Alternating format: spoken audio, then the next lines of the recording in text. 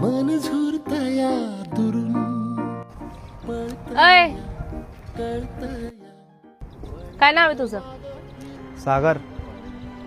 ठीक आहे जा. गजला ग लाज काजला सारल येंधळ हे गोंधळ. ए पगार उद्या होईल. मिनल पाणी पिली का तू? हो दादा चल. उरात पान वाया लागले ते ओढ लागली मनात चळवाया लागले याड लागले याड लागले.